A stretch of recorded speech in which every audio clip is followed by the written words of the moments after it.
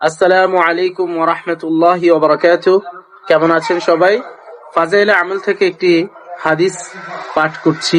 যদি আপনাদের ভালো লাগে অবশ্যই একটা কমেন্ট করে যাবেন। এক সাহাবী রাদিয়াল্লাহু তাআলা আনহু আরজ করিলেন, ইয়া রাসূলুল্লাহ সাল্লাল্লাহু আলাইহি ওয়াসাল্লাম, শরীয়তের হুকুম আহকাম তো অনেক রহিয়াছে, সেগুলির মধ্যে হইতে আমাকে এমন একটি বিষয় বলিয়া দিন যাহার উপর আমি সব সময় আমল করিতে পারি এবং উহাতে মশগুল থাকিতে পারি।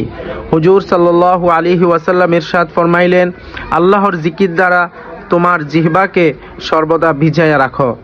আরেক হাদিসে আছে, হযরত মুআজ রাদিয়াল্লাহু তাআলা আনহু বলেন, বিদায়ের সময় হুজুর সাল্লাল্লাহু আলাইহি ওয়াসাল্লামের সহিত আমার সর্বশেষ কথা হইয়াছিল এই যে, আমি জিজ্ঞাসা করিয়াছিলাম, ইয়া রাসূলুল্লাহ, সমস্ত আমলের মধ্যে আল্লাহ তাআলার নিকট সবচেয়ে প্রিয় আমল কোনটি?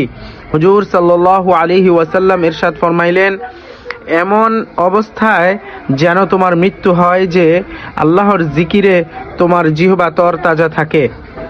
দুররে মানসুর, তিরমিজি, ইবনে মাজাহ, ইবনে হিব্বান, হাকিম।